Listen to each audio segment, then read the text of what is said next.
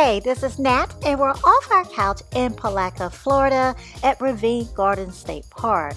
Palatka, Florida is just 26 miles west of St. Augustine, about 60 miles from Jacksonville, and approximately 50 miles north of Daytona Beach. This state park is astounding and is an amazing sight to behold because there are two ravines formed by a spring-fed creek whitewater branch that cuts into the bank, carrying sand and soil into the St. Johns River. The two ravines that are up to 120 feet deep have been transformed into gardens. A lot of the work completed in this park and the addition of many of the plants was due to the efforts of the Works Progress Administration, which was instituted by President Franklin D. Roosevelt. We are here in February, and this is a fantastic time to visit since the azaleas that were planted here are in bloom from late January to March. Whether you're here during azalea season or not, visitors can enjoy hiking, wildlife viewing, walking the nature trails, and enjoying the stunning views along with even more amenities. This is actually our first time visiting this park. We've wanted to visit many times in the past, but we kept missing that January to March time period to see the azaleas in bloom. But we are grateful to be here now, and we're really looking forward to seeing the azaleas in bloom, and we're looking forward to checking out the rest of the park too. We love visiting Florida state parks, discovering the history of Florida, and taking in the natural beauty of this state.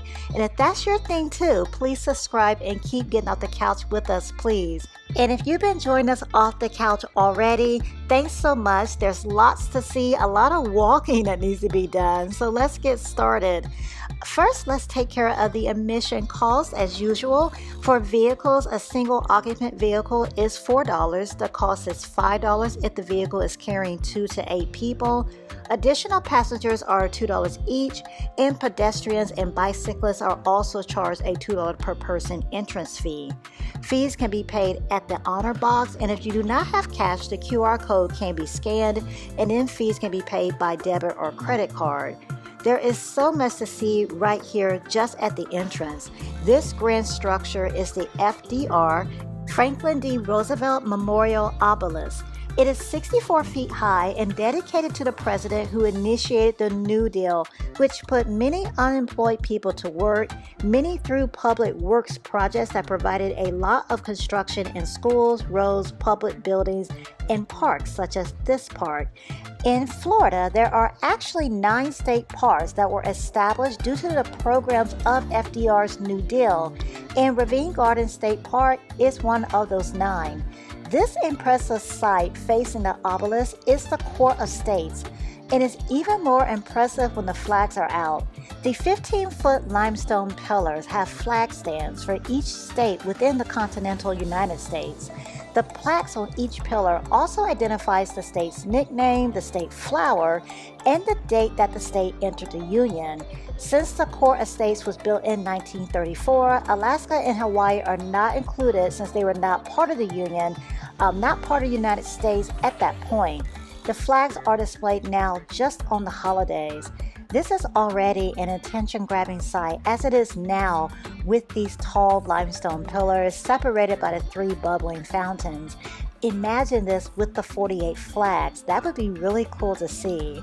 We do still have a lot more to see, and I was looking for a map at the entrance so we know where to go, and I didn't see one, so we're going to head in here, the Roy E. Campbell Civic Center.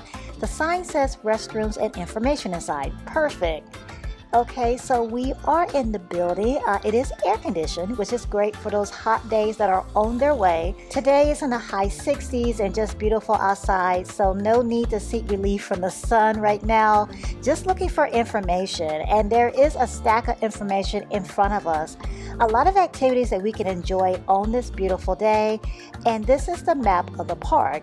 They're encouraging visitors to take a picture for reference, which I will do, since this park is 152 acres, and there is so much I want to see from other videos and pictures that I've seen already, and I'm not exactly sure where to go.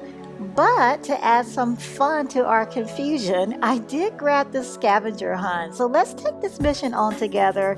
Let's make this a group effort, and let's find all 9 of these items today on our trek. We just talked about and marveled at the obelisk dedicated to Franklin D. Roosevelt, and my son is pointing out the flag of Florida now, which is right outside of the Civic Center. So we have a pretty good start on this scavenger hunt already. And now we're going to wander over to the walkway to see what this is. This is the Old Concession Building. It was designed to be a part of the Azalea Bowl baseball complex. The sign goes on to say that this was home to the minor league baseball team, the Palatka Azaleas, and after his retirement, Babe Ruth taught here. I haven't looked these stories up, but I wonder if those balls are still in the ravines. I imagine if they were still there and if they were found, they would be worth a lot. Back to the concession building, its design allowed baseball fans to relax on the porches or watch games from an open-air observation deck. There's another sign nearby describing the layout of the Azalea Fountain and Gardens. The gardens have 4 terraces. We're walking the brick path toward the fountain right now, and the fountain sits on the upper level, which is on our scavenger hunt list. And so is the brick path, so we're knocking out 2 on our list with 1 short walk. Unfortunately, the fountain is not running today. I'm not sure why. It is a very pretty walk. It would be even prettier with the fountain running. Once we leave this level and go down the stairs, there is a niche that held another fountain at some point. But before we head down the stairs, I'm going to sway off the path and enjoy this view from the lookout. What a lovely sight. What a spectacular view. And these flowers, I believe, are camellias. I'm using my visual lookup on my iPhone to double check. And yeah, these are camellias. I talked about how much I enjoy using the visual lookup feature on our iPhones on our Instagram page. On our Instagram page, we're starting to share our travel tips and hacks, and we would love for you to share with us also. We love to hear your travel tips as well. So do check us out on Instagram too, please. As you can see, we are making our way down the steps now, and this is the niche in the wall that used to hold the water fountain. Using my imagination, I can envision how even more stunning this wall was with the fountain running. The sign above stated that the next set of steps leads to the lower tiers and the first suspension bridge. I did go last since I saw this sign, and I'm so ready to see more. Warning though, these steps are really steep. I feel like a superhero, like I need to take the steps with a single bound rather than a single step. Now that the kids and I have bounded down the steps safely, this is a beautiful walk. I don't know what trail we're on. There is no sign. There are azaleas though on the trail, and they are in bloom, so that is another item that we can mark off of our scavenger hunt list. Now, if you do go the opposite way though, to the right of the wall with the niche, there's a sign for the Azalea Trail. Difficulty level, strenuous, and my son is asking if that means hard, and it means harder than hard. It means steep, as I already pointed out, narrow, uneven, all are adjectives that disagree with my knees, especially my right knee, but we're about to take this on. We're about to see more azaleas and walk our first suspension bridge too. The bridge does move out, and this is one of 2 suspension bridges on this trail based on what I'm reading from the map. These suspension bridges are going to provide remarkable views of the ravines. So not only do you get to enjoy the fun and the challenge of walking the suspension bridge, you're also rewarded with these magnificent views. We are going to continue now on the Azalea Trail and enjoy more azaleas in bloom. Again, the azaleas can bloom from late January to March. It's all based on the weather. I did see pictures on Facebook in January of the blooms, and it wasn't quite there as far as the blooming season is concerned. So we waited a couple of weeks. We're here in early February now, and the wait was definitely worth it. Based on the Florida State Park's website, February is normally your best bet, the best time to go if you do want to see the azaleas in bloom. Taking a break from the beauty of the trail to talk more about the strenuous part of this trail.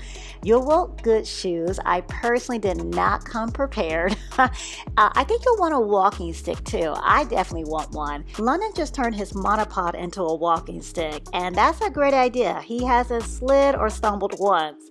By the way, we did cross off Suspension Bridge on our scavenger hunt too. But since we are overachievers, we are walking the other suspension bridge. So take a look at these views and enjoy them along with us.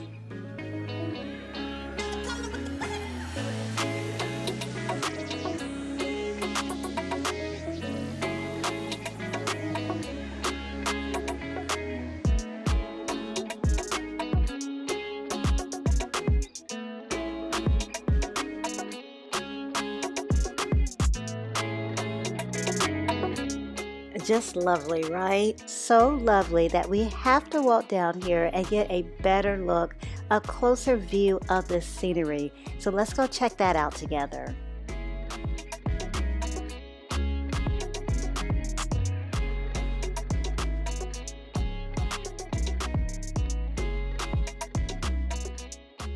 And just up there, that's the bridge where we came from. And this second bridge is located near the Amphitheater, which is also an item on our scavenger hunt. The Amphitheater has some really interesting history, and this is where the Florida Azalea Festival's annual beauty contest was held. If you keep walking past the Amphitheater, you'll run across another set of bathrooms, more azaleas, so you don't have to enjoy azaleas just on the Azalea Trail. And the playground. It's not a big playground, as you can see. I do like these cubes or blocks with the animal pictures and the animal's description. Really cute, I believe. There is also a fitness center at this park, and we'll see that as we walk the Ravine Loop Trail. This is an easy trail. These are the trails we're used to. You can drive on this trail too, except for the last hour before sunset. During that hour before sunset, the loop is open only to pedestrians, bicycles, and wheelchairs. And here is the Fit Center. Now, we are not overachieving to this level on this trip. We already have over 10,000 steps racked up on the Fitbit, and we're still walking, so we don't feel a workout is really necessary at this point. But here's the Fit Center for all of you go-getters. If you're walking the trail like us, the Ravine Loop Trail, it is going to offer some tremendous views as it winds around the top of the ravine. There is another easy path, the Whitewater Path, which explores the bottom of the ravine system. We will go to the bottom in just a bit, but for now we're still enjoying looking down and observing the scenery below.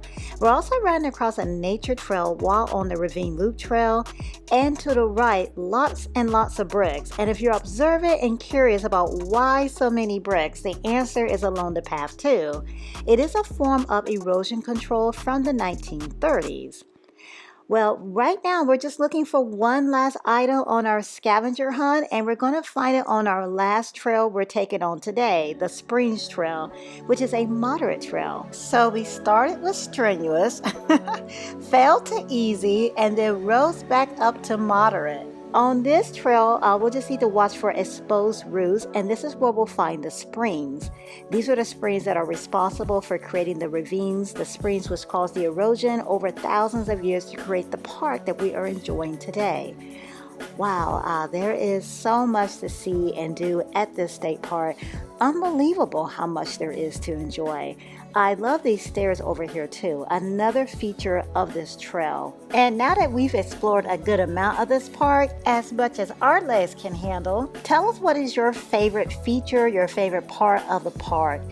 We saw a lot of different things to choose from as our favorite because we did find every item and creature because insects are listed on the scavenger hunt too. So we found everything on our scavenger hunt today. Thanks so much for joining us on the scavenger hunt. Thanks for joining us off the couch and exploring this spacious, vast, and lovely park with us. If you enjoyed this video, please hit the thumbs up button. And if you have visited Ravine Gardens State Park in the past, please tell us all about it. We love to hear your thoughts. We love to hear all about your adventures, your explorations, and what you saw on your visit to Ravine Gardens State Park. And if you have a visit coming up, we love to hear about that. What are you looking forward to seeing and doing while at the park? And if you are planning a visit to Palatka for Ravine Gardens State Park or interested in the city of Palatka, be sure to join us off the couch next video because we are still in Palatka. We're going to see more of what the city situated on the St. Johns River has to offer. Expect more history, more wonderful views, murals, and quite a bit more still. We'll be discovering some fun things to enjoy while in Palatka, Florida. So if you have yet to subscribe please. Join us back here in Palatka, Florida off the couch. Again, thanks for checking out this state park with us, Ravine Gardens State Park here in Palatka, Florida. Thanks for getting out the couch with us and liking, commenting, and sharing. These adventures are only possible because you all join us week after week, so we definitely do appreciate all of your feedback and all of your support. Until next week, click on the video to see another one of our experiences. Thanks for watching.